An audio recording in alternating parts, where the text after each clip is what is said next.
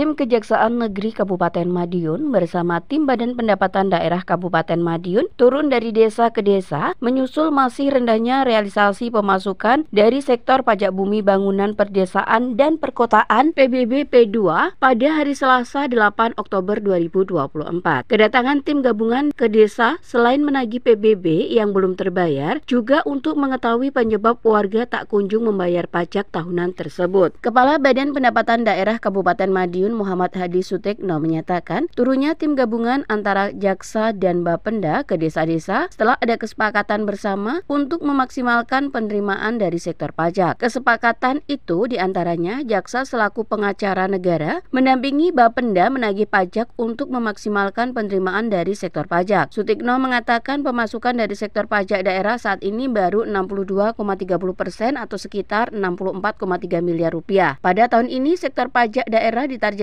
sebesar 103,3 miliar rupiah. Berdasarkan data tersebut, tim gabungan mendapati Kecamatan Wonoasri merupakan wilayah terendah realisasi pemasukan dari sektor PBB P2. Di kecamatan itu terdapat 3 desa yang capaiannya sangat rendah, yakni Desa Plumpung Rejo 15,8%, Desa Klitik 24,6%, dan Desa Purwosari 37,24%. Hasil turun ke lapangan, Sutekno menyatakan tim menemukan adanya ulah oknum kepala dusun yang belum menyerahkan SPPT kepada warga. Selain itu, menjadikan warga banyak yang belum membayar PBB P2 tahun ini. Padahal SPPT itu sudah diserahkan ke desa pada bulan Agustus 2024 lalu. Dari temuan itu, Sutekno mengatakan harus menjadi bentuk evaluasi agar kepala desa harus selalu memantau apakah SPPT sudah sampai ke masyarakat atau sebaliknya, dan sekaligus camat harus memantau SPPT sudah tersampaikan. Ia menyayangkan pemerintah desa yang tidak memanfaatkan dana bagi hasil dari sektor perpajakan yang masuk ke kas desa untuk kegiatan penagihan pajak. Padahal dalam peraturan Bupati menjelaskan dana bagi hasil yang masuk ke desa pemanfaatannya diprioritaskan untuk penagihan pajak. Sutekno menambahkan bagi warga yang belum membayar PBB P2 hingga jatuh tempo pada akhir November akan dikenakan denda sebesar 1% dari jumlah pajak tertagih agar pemerintah desa tak lagi mengemplang pajak daerah. Bapenda meminta Dinas Pemberdayaan Masyarakat dan Desa untuk memberikan penghargaan atau sanksi terkait realisasi penagihan PBB P2. Sementara itu, Kasih Perdata dan Tata Usaha Negara Kejari Kabupaten Madiun Muhammad Syarif Simatupang yang dikonfirmasi di kantor Desa Plumpung Rejo menyatakan kedatangan timnya ke desa membantu Bapenda untuk menagih pemerintah desa yang realisasi PBB P2 masih rendah. Dengan demikian, sektor penerimaan pajak daerah Pemkot Madiun dapat maksimal tahun ini. Dengan Kejaksaan sudah ada MOU sehingga Kejaksaan selaku jaksa pengacara negara melakukan pendampingan terhadap kinerja Badan Pendapatan Daerah. Salah satu kinerjanya adalah untuk memaksimalkan potensi penerimaan dari sektor pajak. Dan yang kita datangi hari ini adalah dari PBB P2. Kita sampling kepada kecamatan yang rendah. Yang hari ini dilakukan untuk Kecamatan Wonoasri di Desa Klitik dan Desa Plumpung Rejo.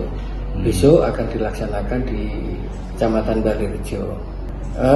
Di Plumpung Rejo memang ada permasalahan, salah satunya SPPT oleh salah satu kasus belum dibagi. Nah, ini sebagai bentuk evaluasi di mana kepala desa harus senantiasa memantau apakah SPPT itu sudah dibagi, sudah nyampe kepada masyarakat. Sekaligus camat juga harus memantau apakah SPPT sudah tersampaikan seperti yang telah diperintahkan. PBB, pelunasan PBB jatuh tempo akhir November, itu batas jatuh tempo. Begitu masuk ke Desember sudah dikenakan denda. Dendanya sekitar 1,2 sekarang. Kalau dulu 2%. Nanti secara teknis biar dilihat dulu di Kabit Penagihan, karena yang terkait dengan denda yang paham adalah Kabit Penagihan. Nanti ke depannya kami sudah berkoordinasi dengan PMD. Nanti ada semacam reward dan punishment. Reward dan punishment itu bagi desa yang memenuhi kinerja, pendapatan mereka dari sektor dana dari pemerintah kabupaten akan meningkat. Tapi bagi desa yang secara kinerja terutama dari pajak daerah tidak tercapai atau masih menjadi tunggakan, secara otomatis nanti ada punishment berupa penurunan pendapatan dari pemerintah kabupaten. Sehingga dengan model reward dan punishment ini bisa menjadi pemicu mereka untuk berkinerja lebih baik lagi. Jadi kita sebenarnya sudah menyiapkan, baik regulasinya ada diatur melalui Peraturan Bupati Nomor 33 Tahun 2020, bahwasanya di sana ada dana bagi hasil yang bersumber dari pajak daerah dan retribusi daerah yang diberikan kepada desa, dan diatur di dalam Pergub 33 itu. Jadi bahasa di dalam pasal itu penggunaannya diprioritaskan untuk fasilitasi pemungutan pajak daerah dan retribusi daerah.